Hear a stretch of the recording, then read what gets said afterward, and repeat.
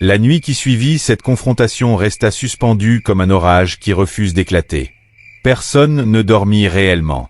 Kofi était allongé, les yeux ouverts dans l'obscurité, fixant le plafond comme s'il cherchait une réponse dans les fissures invisibles. À ses côtés, Abena respirait lentement, mais son cœur, lui, battait avec une inquiétude qu'elle ne parvenait plus à contenir. Au lever du jour, aucun mot ne fut échangé. Le silence, autrefois paisible, était devenu une barrière entre eux. Mais ce silence ne dura pas. Dans l'après-midi, la belle famille revint, comme si rien ne s'était passé. La mère d'Abena entra avec assurance, suivie de 2 oncles. Leurs visages étaient fermés, déterminés. Kofi, assis dans la cour, leva lentement les yeux. « Vous revenez encore discuter de ma vie sans moi ?» La mère répondit sèchement. « Nous venons mettre de l'ordre dans ce qui en a besoin. » Abena sentit immédiatement la tension monter. « Maman, s'il te plaît, pas aujourd'hui. » Mais l'un des oncles s'avança. « C'est justement aujourd'hui que ça doit être réglé. Un homme qui élève la voix devant sa belle famille oublie le respect. » Kofi se leva lentement. Et une famille qui envahit un foyer oublie les limites.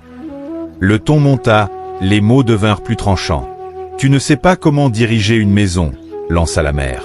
« Ce n'est pas à vous de m'apprendre dans ma propre maison, » répliqua Kofi. Abena, prise entre les 2 camps, cria « Arrêtez !» Mais personne n'écoutait plus. Les accusations fusèrent. Les rancunes cachées remontèrent à la surface. Chaque parole était une pierre lancée contre un mur déjà fragilisé. Depuis le début, tu n'as jamais accepté notre place. Parce que vous avez pris toute la place. Les voix attirèrent quelques voisins. Les regards se posèrent, discrets mais présents. Ce qui était autrefois un foyer respecté devenait un spectacle de désordre. Puis, dans un moment de colère, la mère d'Abena prononça des mots qui brisèrent tout. « Si tu n'es pas capable de garder notre fille heureuse, elle n'a rien à faire ici. » Un silence brutal tomba. Kofi regarda Abena, attendant une réaction, un mot, un geste, quelque chose qui montre qu'elle était avec lui. Mais Abena resta figée. Son regard oscillait entre son mari et sa mère. Et ce silence fut plus douloureux que n'importe quelle insulte. Kofi recula légèrement, comme si quelque chose venait de se casser en lui. « Alors, c'est ça. » Abena murmura. « Kofi, ce n'est pas ce que tu crois. » Mais il secoua la tête. « Non. C'est exactement ce que je vois. » Sans un mot de plus, il entra dans la maison, prit un petit sac et ressortit. « Où vas-tu » demanda Abena, la voix tremblante. Il s'arrêta un instant, sans la regarder. « Là où je pourrais respirer. » Puis il partit. Abena sentit ses jambes faiblir. Le monde autour d'elle semblait tourner lentement, comme si la réalité refusait de s'imposer. Sa mère posa une main sur son épaule. « Ne t'inquiète pas, il reviendra. » Mais au fond d'elle, Abena savait que quelque chose de grave venait de se produire. Les jours qui suivirent furent lourds. Kofi ne revenait pas. La maison, pourtant pleine de monde, semblait vide. Abena marchait dans les pièces, touchait les objets, s'arrêtait devant les endroits où il riait autrefois. Chaque souvenir devenait une douleur. Un soir, elle s'assit seule, les yeux fixés sur la porte. « Est-ce que j'ai laissé tout ça arriver ?» murmura-t-elle. Les paroles du vieil homme lui revinrent en mémoire. Celui qui veut plaire à tout le monde finit par perdre ce qu'il a de plus précieux. Des larmes coulèrent lentement sur ses joues. Pendant ce temps, Kofi s'était réfugié chez un ami. Assis sous un arbre, il restait souvent silencieux, perdu dans ses pensées. Un ancien vint le voir. « Mon fils, fuir ne guérit pas le cœur. » Kofi répondit d'une voix fatiguée. « Rester me détruisait. » L'ancien hocha la tête. « Alors il faut comprendre, pas fuir. Dis-moi, veux-tu sauver ton foyer ?» Kofi ferma les yeux un instant. « Oui, mais pas au prix de me perdre moi-même. » L'ancien posa une main sur son épaule. « Alors il est temps que la vérité soit dite devant tous. Pas dans la colère, mais dans la sagesse. » Quelques jours plus tard, une décision fut prise. Les sages convoquèrent une rencontre. Le jour venu, les 2 familles, Abena et Kofi, furent réunies. L'atmosphère était lourde, mais différente cette fois. Il n'y avait pas de cris, seulement des regards chargés d'attente. Un vieux sage prit la parole. Aujourd'hui, nous ne sommes pas ici pour juger, mais pour comprendre. Il se tourna vers Kofi. Parle. Kofi se leva lentement. Sa voix était calme, mais chaque mot portait un poids immense. Je ne suis pas parti parce que je n'aime plus ma femme. Je suis parti parce que je ne reconnaissais plus mon foyer. Je me sentais remplacé, effacé, inutile. Puis il regarda la belle famille. Je vous respecte. Mais votre présence est devenue une pression. Vous avez pris des décisions à ma place. Vous avez jugé sans comprendre. Le silence était total.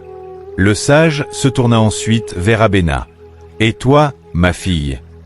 Elle se leva, les mains tremblantes. J'ai voulu faire plaisir à tout le monde, et j'ai oublié de protéger ce que j'avais construit. Sa voix se brisa. Je n'ai pas vu que mon silence blessait mon mari. Puis vint le tour de la mère. Elle resta d'abord droite, fière. Mais face au regard, quelque chose changea. Nous voulions aider, mais peut-être que nous avons trop pris de place. Le vieux sage ferma les yeux un instant, puis déclara. Écoutez bien ceci, celui qui construit une maison ne doit pas laisser les passants choisir où poser les murs. Ces mots résonnèrent profondément. Puis il ajouta, un mariage n'est pas un champ ouvert. C'est une terre sacrée, gardée par deux personnes. Les autres peuvent conseiller, mais jamais diriger. Abena éclata en sanglots. Elle comprenait enfin. Et pour la première fois depuis longtemps, les regards se croisèrent sans colère, mais avec une vérité nue. Rien n'était encore réparé. Mais pour la première fois, tout le monde voyait clairement ce qui avait été brisé. Après la rencontre avec les sages, chacun rentra chez soi avec un poids différent dans le cœur. Ce n'était plus la colère qui dominait, mais une lourde prise de conscience. Les paroles prononcées avaient ouvert des blessures, mais elles avaient aussi montré le chemin pour les refermer. Abena passa la nuit assise, incapable de dormir. Les mots du sage tournaient sans cesse dans son esprit. Elle repensait à chaque silence, chaque moment où elle aurait pu défendre son foyer, et ne l'avait pas fait. Elle voyait maintenant clairement ce qu'elle refusait autrefois d'admettre. Au lever du jour, elle prit une décision. Sans prévenir sa famille, elle se rendit là où Kofi s'était réfugié. Son cœur battait fort à chaque pas. Arrivée devant lui, elle s'arrêta un instant, hésitante. Kofi leva les yeux. La surprise se mêla à une retenue qu'il ne cherchait même plus à cacher. Abena. Sa voix était calme, mais distante. Elle s'approcha lentement. Je ne suis pas venu discuter. Je suis venu reconnaître mes torts. Kofi resta silencieux. Abena inspira profondément. J'ai laissé ma famille entrer là où elle ne devait pas. J'ai cru bien faire, mais j'ai détruit notre paix. Et le pire, c'est que je ne t'ai pas protégé quand tu en avais besoin. Les mots étaient lourds, mais sincères. Kofi détourna légèrement le regard. Tu sais ce qui m'a fait le plus mal? Ce n'était pas leurs paroles, c'était ton silence. Une larme glissa sur la joue d'Abena. Je le sais maintenant, et je ne veux plus être cette femme-là. Un long silence s'installa. Mais cette fois, il n'était pas hostile. Il était fragile, comme un pont en train de se reconstruire. Si tu reviens, reprit-elle doucement, ce ne sera plus jamais comme avant. J'ai compris que notre foyer doit être protégé, même contre ceux qu'on aime. Kofi la regarda enfin. Dans ses yeux, il n'y avait plus seulement de la douleur, mais une hésitation pleine d'espoir. « Et ta famille ?» demanda-t-il. Abena répondit avec fermeté, « Je vais leur parler. Et cette fois, je ne me tairai pas. » Quelques jours plus tard, elle tint parole.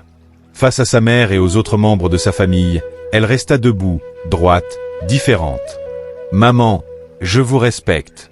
Mais mon mariage n'est pas un endroit où chacun peut venir décider. » Sa mère ouvrit la bouche pour répondre, mais Abena continua. « Vos conseils sont les bienvenus. Mais vos décisions, non. » Un silence choqué s'installa. « J'ai failli perdre mon mari parce que je n'ai pas su poser des limites. Et ça, je ne l'accepterai plus. » Sa mère la regarda longuement. Cette fois, ce n'était plus une enfant devant elle, mais une femme. Elle soupira profondément. « Peut-être que nous avons oublié que tu avais grandi. Les tensions ne disparurent pas immédiatement. Mais quelque chose avait changé. Une limite venait d'être tracée. Quelques jours plus tard, Kofi revint. Il s'arrêta devant la maison, observant en silence. Rien n'avait changé en apparence, et pourtant, tout semblait différent. Abena sortit lentement. Leurs regards se croisèrent. « Tu es revenu, dit-elle doucement. « Oui, répondit-il. Elle hésita, puis ajouta, « Pas comme avant, mais mieux, j'espère. » Kofi esquissa un léger sourire. « Ça dépendra de nous deux. » Ils entrèrent ensemble. Les premiers jours furent prudents. Les mots étaient choisis, les gestes mesurés. Mais peu à peu, la complicité revint. Pas exactement la même, mais plus forte, plus consciente. Ils commencèrent à discuter avant chaque décision, à se soutenir ouvertement, à se protéger mutuellement. La belle famille, elle aussi, changea progressivement. Les visites devinrent moins fréquentes, plus respectueuses. Les conseils remplaçaient les ordres. Et lorsque les limites étaient approchées, Abena intervenait avec calme mais fermeté. Un soir, alors qu'ils étaient assis côte à côte, Kofi regarda Abena et dit « On a failli tout perdre. » Elle hocha la tête. « Oui, mais on a aussi appris. » Il prit sa main. « Cette fois, on construit nous-mêmes. » Elle sourit. « Et on protège ce qu'on construit. » Le silence qui suivit était revenu, mais il était redevenu doux. Leur histoire, autrefois fragile, était devenue un exemple. Non pas d'un amour parfait, mais d'un amour qui a traversé l'épreuve et en est sorti plus fort. Ainsi, Kofi et Abena comprirent que le véritable bonheur ne réside pas dans l'absence de problèmes, mais dans la capacité à les affronter ensemble, avec sagesse et courage. L'amour doit être protégé, même contre les bonnes intentions. Ceux qui nous aiment peuvent parfois nous nuire sans le vouloir. Sans limite, même l'aide devient une intrusion. Le silence dans un couple peut être plus destructeur que les conflits. Ne pas défendre son partenaire, c'est laisser les blessures s'installer. La communication et le soutien sont les piliers d'un foyer solide.